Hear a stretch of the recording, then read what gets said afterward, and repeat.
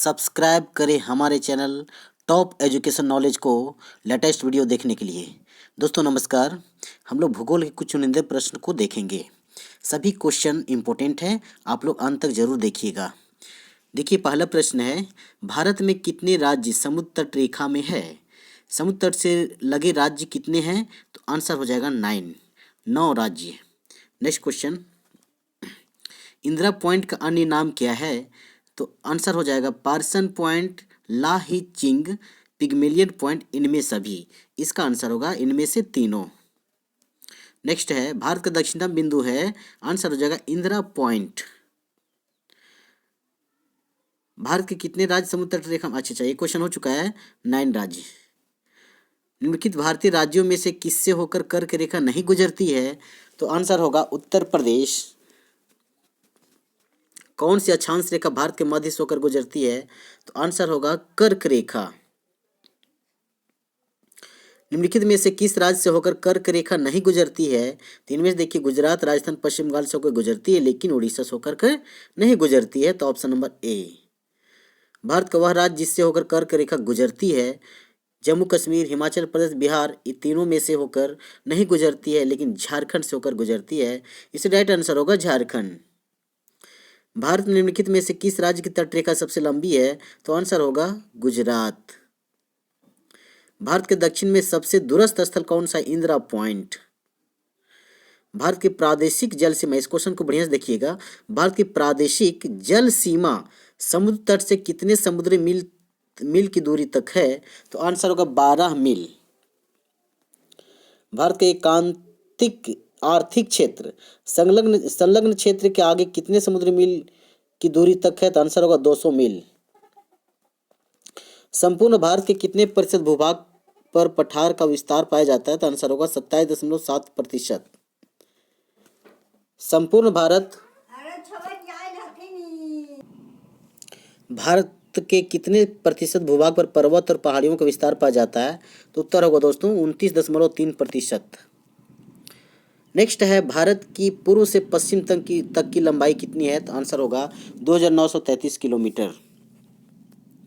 अगला प्रश्न है, संपूर्ण भारत के कितने प्रतिशत भूभाग पर मैदान का विस्तार पाया जाता है? तो आंसर होगा 43%, 43%।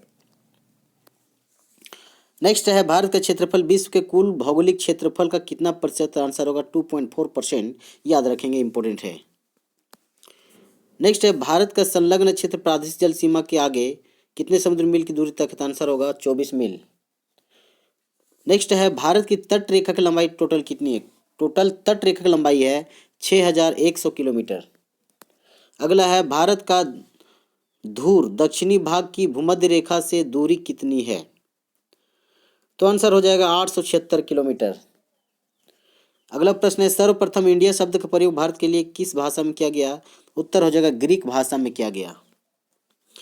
भारतीय मानक समय आधारित है, किस पर आधारित है? 82.5 डिग्री पूर्वी देशांतर, अर्थात 82 डिग्री 30 मिनट।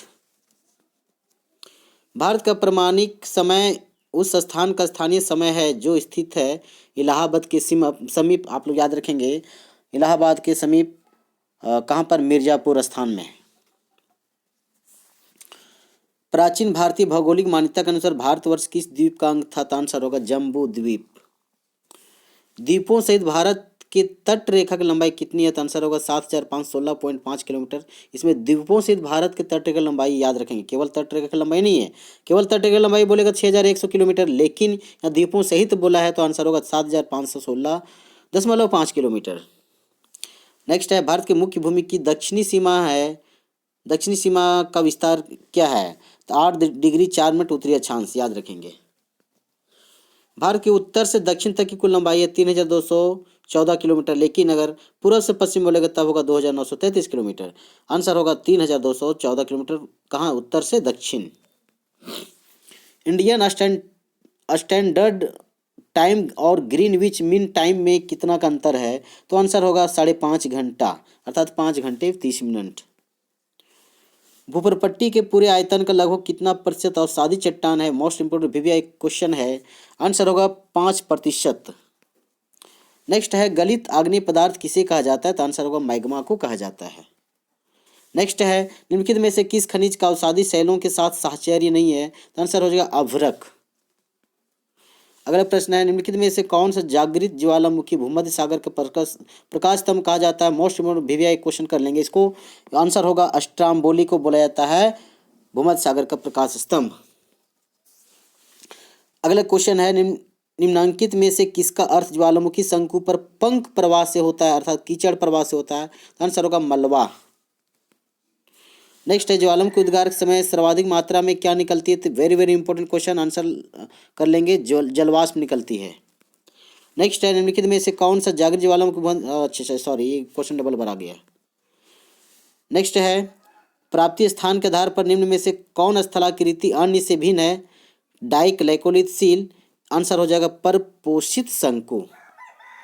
नेक्स्ट है पोपा ज्वालामुखी कहाँ स्थित है, तो आंसर होगा म्यांमार में। अगला प्रश्न है गलित आग्नेय पदार्थ किसे कहते हैं, मैग्मा को। नेक्स्ट है भ्रंश का मुख्य कारण क्या है, तो आंसर होगा तनाव, टेंशन। नेक्स्ट है निम्नलिखित में से कौन सा एक आइसलैंड का ज्वालामुखी नहीं है, तो आंसर होगा कट्टमई। नेक्स्ट है जिस तल के सहारे स्थल खंडों का संचलन होता है उसे क्या कहा जाता है, तो आंसर हो जाएगा भ्रंश तल। नेक्स्ट प्रश्न है किलिमंजारो कहाँ की मृत ज्वालामुखी, मोस्ट इंपोर्टेंट VVI, तो आंसर हो जाएगा तंजानिया की, और तंजानिया कहाँ है, अफ्रीका में। अगला प्रश्न है किस महाद्वीप में एक भी ज्वालामुखी नहीं है, ये भी क्वेश्चन एग्जाम के दृष्टिकोण से बहुत ही ज़्यादा इंपॉर्टेंट है, तो आंसर होगा ऑस्ट्रेलिया महाद्वीप में एक भी ज्वालामुखी नहीं है। तो दोस्तों इस प्रकार से हमारे कुछ चुनिंदे प्रश्न ज्योग्राफी के थे जो आने वाले आगामी एग्जाम के दृष्टिकोण से बहुत ही ज़्यादा महत्वपूर्ण है। यदि आपको यह वीडियो अच्छा लगा तो प्लीज़ हमारे चैनल को सब्सक्राइब कर लें, बेल आइकन को प्रेस करें और लाइक करें। धन्यवाद।